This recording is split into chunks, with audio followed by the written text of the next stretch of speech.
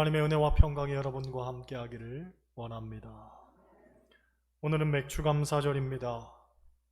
우리의 삶 속에서 특별히 감사를 더욱더 생각해보는 날입니다.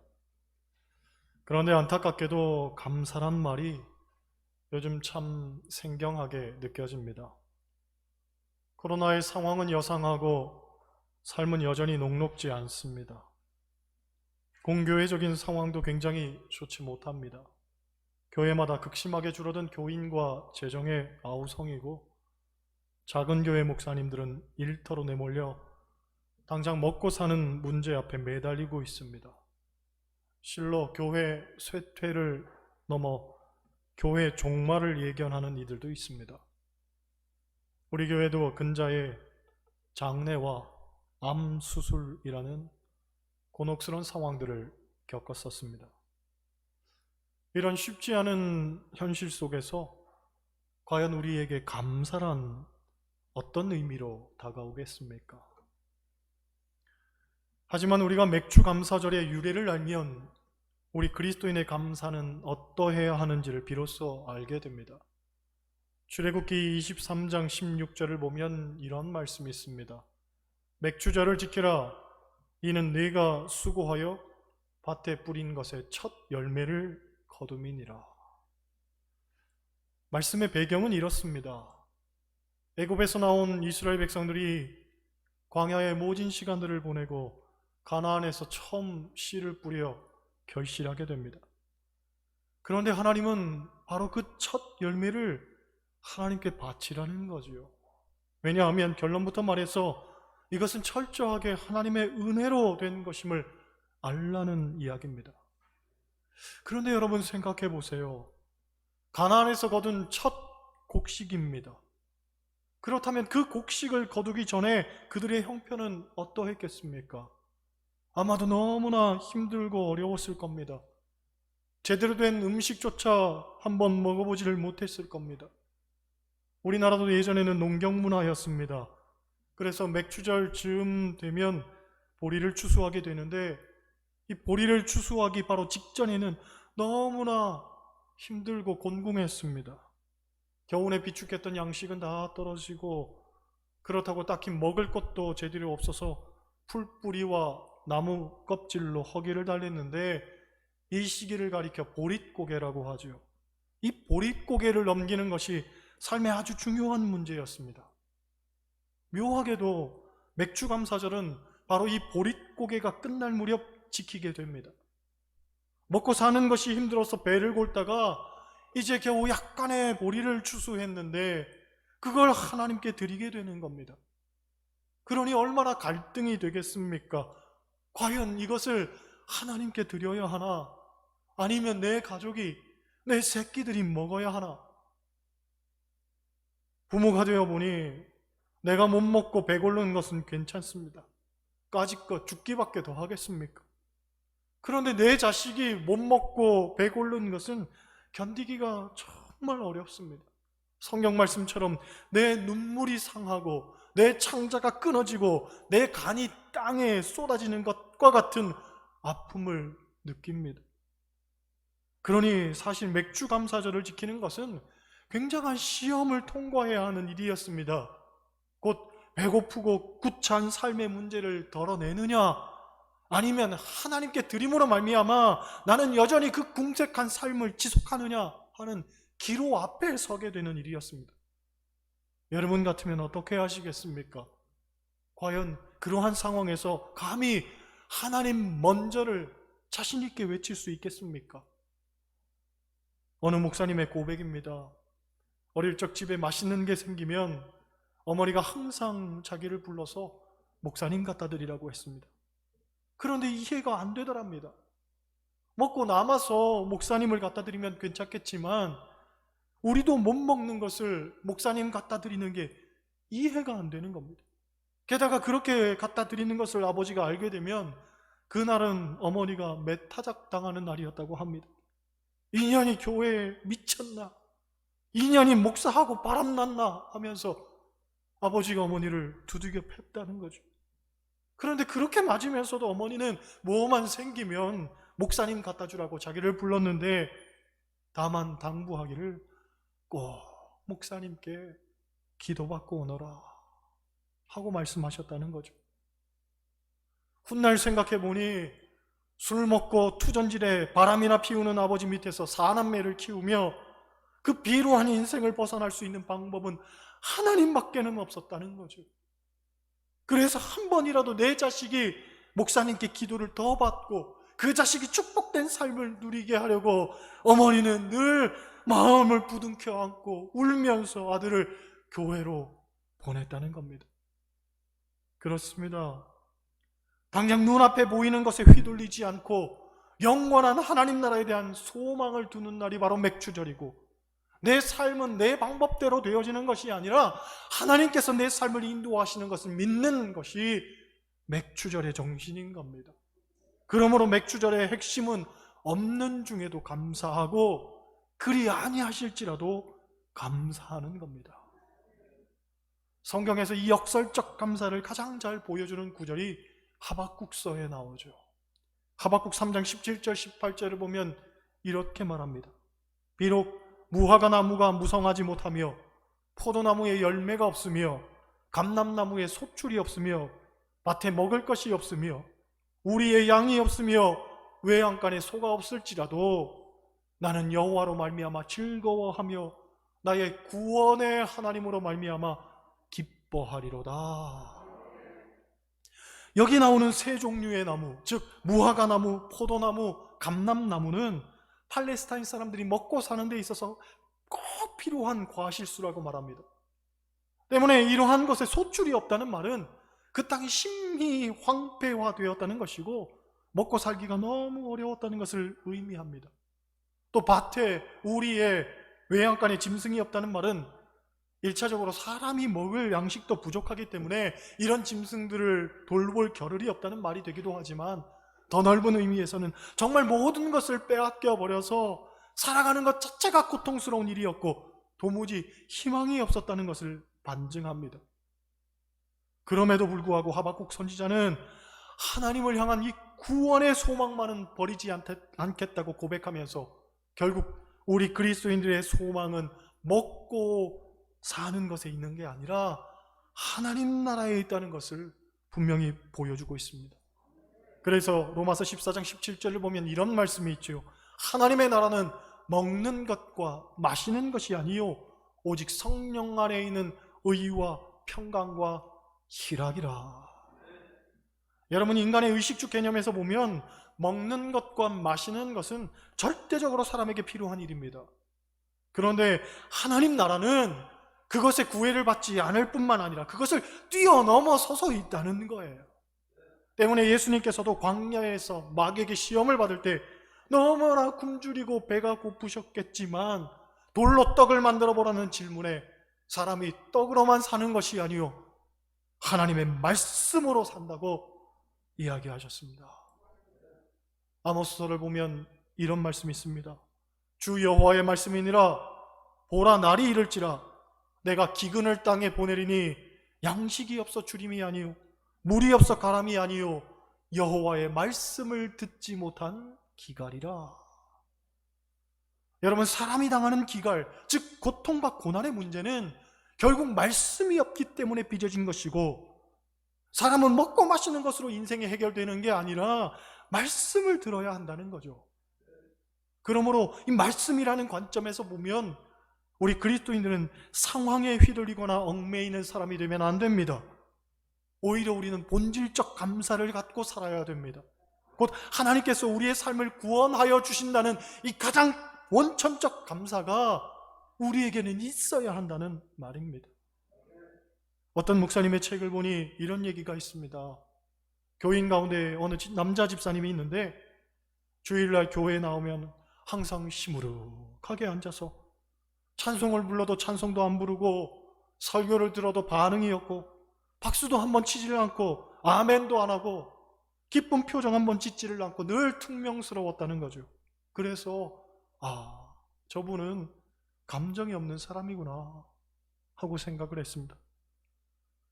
그런데 연초에 교인들이 모여서 윷놀이를 하는데 그분이 육가락을 던졌는데 모가 나왔다는 거죠. 그랬더니 펄쩍펄쩍 뛰면서 박수를 치고 아주 좋아 죽더라는 거예요.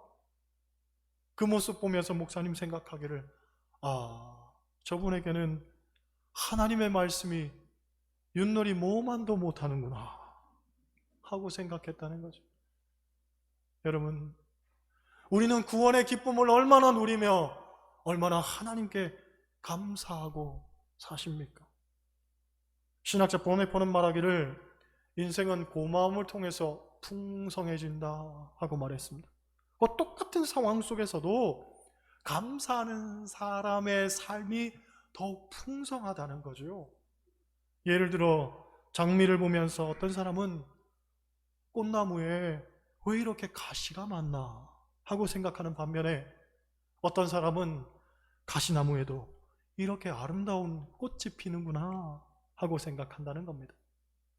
즉, 한 사람은 가시를 보는 반면 다른 사람은 꽃을 보는 거죠. 마찬가지로 어떤 사람은 나쁜 환경을 보고 고통스러워하며 탄식하지만 어떤 사람은 그 속에서도 좋은 것을 발견하며 감사하고 기뻐합니다. 그런 면에서 감사란 행복과 불행의 분기점이라고 할 수 있습니다. 곧 감사가 있으면 행복하지만 감사가 사라지면 불행한 겁니다. 여러분, 행복이 따로 있는 것 아닙니다. 감사하는 사람이 행복을 가지는 겁니다. 마찬가지로 복이라는 것도 어려운 것 아닙니다.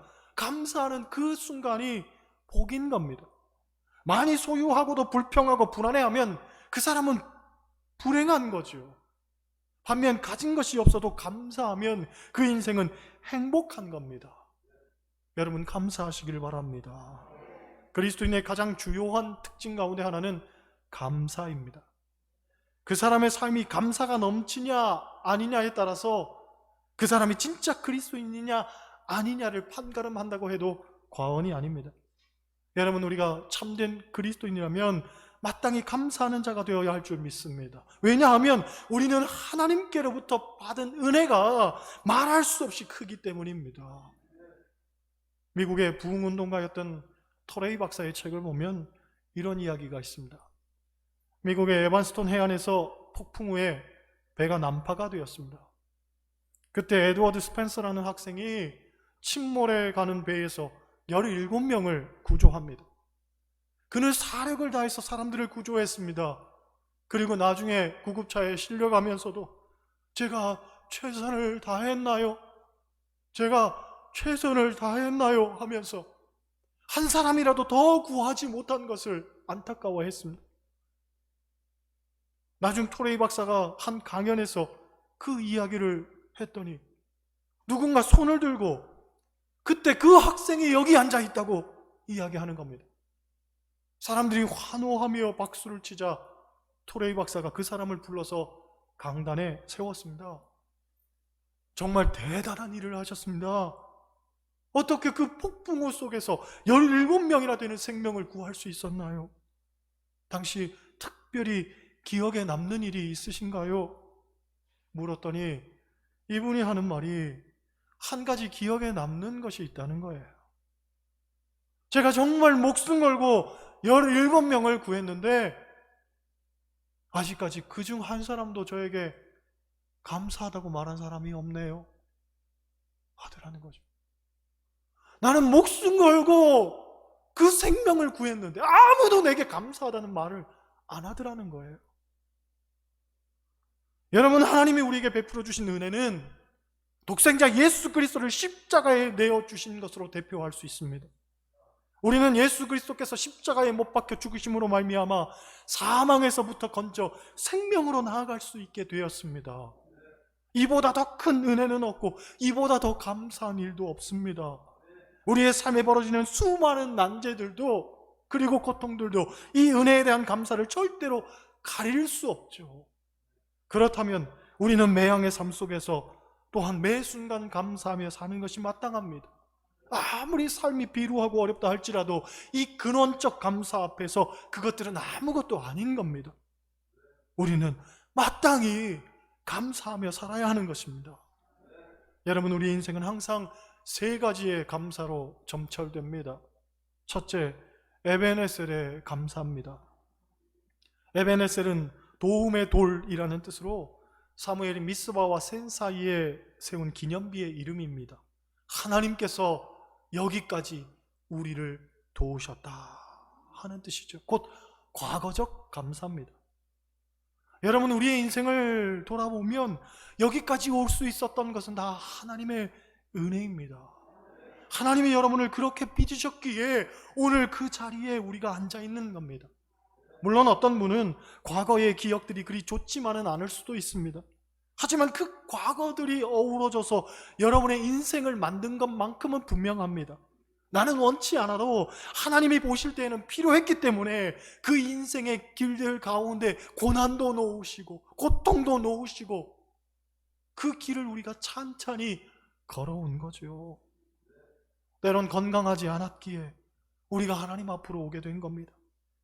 때론 사업에 실패하고 낭망했기 때문에 하나님 앞에 엎드리게 된 겁니다. 자녀들이 내 맘대로 되지 않았기 때문에 우리가 하나님께 매달릴 수밖에 없었던 겁니다. 내 힘으로는 도저히 헤어나올 수 없었기 때문에 오직 하나님만 붙들러 온 겁니다. 그래서 겸손해지고, 그래서 낮아졌고, 그래서 다른 사람을 돌아볼 수 있게 되었고, 그리고 하나님 나라를 바라볼 수 있게 되었던 겁니다. 그러므로 인정해야 되는 거죠. 에베네셀에 하나님께서 여기까지 나를 도우사 인도하셨습니다. 그리고 지금 내 모습 그대로를 빚어 놓으신 겁니다. 이것은 하나님이 만들어 놓으신 작품입니다. 우리는 어떻게 생각할지 모르지만 에베네셀에 하나님이 오늘 여러분을 그렇게 만들어 놓으신 겁니다. 둘째, 임마누엘에 감사합니다.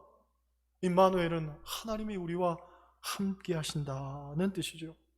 곧 현재적 감사입니다. 이 임마누엘은 마태복음 1장 23절에 나옵니다.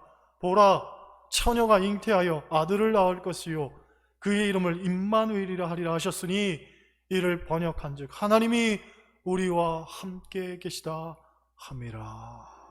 할렐루야.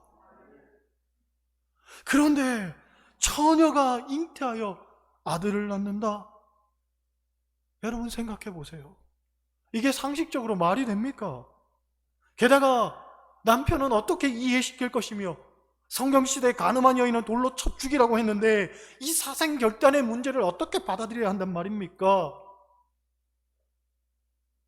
보라, 처녀가 잉태하여 아들을 낳을 것이요. 이 말은 전혀 기쁜 말도 아니고 정말 목숨을 걸어야 되는 이야기였습니다. 그런데 마리아는 고백하기를 말씀대로 내게 이루어지이다 하고 말합니다. 곧 상식을 뒤엎는, 상식을 초월한 일이라 할지라도 주님이 나와 함께 하시면 그것이 가능하고, 또 관계가 무너지고 뒤틀리고 망가진다 할지라도 오직 주님과의 관계에만 집중하고 주님 한 분만으로 인해 만족하며 또 세상의 불이익조차 두려워하지 않고 심지어 죽음의 위기조차도 두려워하지 않고 주님께 내 삶을 의탁하고 맡기는 것, 이것이 진정한 의미에서 임마누엘이란 말이죠. 요컨대 임마누엘은 하나님 한 분만으로 충분하다는 거예요. 다른 것은 보지 않겠다는 거예요. 다른 것은 신경 쓰지 않겠다는 거예요. 다른 것은 원하지 않겠다는 거예요. 오직 주님 한 분만 있으면 그것으로 족하다는 거예요. 이게 임마누엘이거든요. 여러분, 임마누엘의 감사가 있기를 원합니다. 셋째로 여호와 이레에 감사합니다. 여호와 이레란 말은 하나님이 예비하셨다, 준비하셨다는 뜻입니다. 누구의 고백입니까? 아브라함의 고백입니다. 이것은 미래적 감사입니다. 성경을 보면 아브라함이 100세의 아들 이삭을 얻습니다. 그런데 어느 날 하나님께서 그 이삭을 번제로 바치라고 하시는 겁니다. 순종하기 너무 힘든 일이었습니다. 늙음하기 얻은 아들을 어떻게 바친단 말입니까? 만약 하나님이 저에게 그런 요구를 하신다면 저는 분명히 하나님께 단호하게 말할 겁니다. 하나님, 차라리 저를 데려가십시오. 제 목숨을 드리겠습니다. 제 자식은 안 됩니다. 제 아들도 안 됩니다. 제 딸도 안 됩니다. 둘이 있어도 안 됩니다. 그런데 아브라함은 믿음으로 바칩니다. 주신 이도 여호와시니 취하시는 이도 여호와이심을 고백하며 바칩니다. 그런데 하나님께서는 아브라함의 믿음만 받으시고 친히 제물은 따로 준비하셨습니다. 수풀에 있던 제물로 번제를 드린 아브라함이 그 땅 이름을 여호와 이레로 명명합니다. 곧 하나님이 친히 준비하셨다는 것입니다. 그렇습니다. 하나님을 믿는 우리의 삶은 하나님이 인도하시고 하나님이 또한 예비하십니다. 하나님이 가장 좋은 것을 우리의 삶에 준비하고 계십니다. 그러니 전전긍긍할 것 없습니다. 낙심할 것도 없습니다. 내게 가장 좋은 것을 주시는 하나님의 예비하심이 우리의 삶을 이끌어 가십니다. 지금 내 삶에 감사가 없다, 천만의 말씀입니다. 이미 우리는 가장 좋은 감사를 받았습니다. 우리는 저 구원에 대한 소망을 갖고 하루하루 삽니다. 왜 환경에 휘둘리십니까? 왜 상황에 묶여서 사십니까? 왜 하나님 안에서 감사하지 못하며 사십니까? 그리스도인은 감사하는 사람들입니다. 없는 중에도 감사하고 그리 아니하실지라도 감사하는 겁니다. 오늘 맥주 감사절에 이 근원적 감사, 본질적 감사를 분명히 깨닫고 하나님 앞에 감사하며 사는 여러분 되시길 주님의 이름으로 간절히 축원합니다. 기도하시겠어요?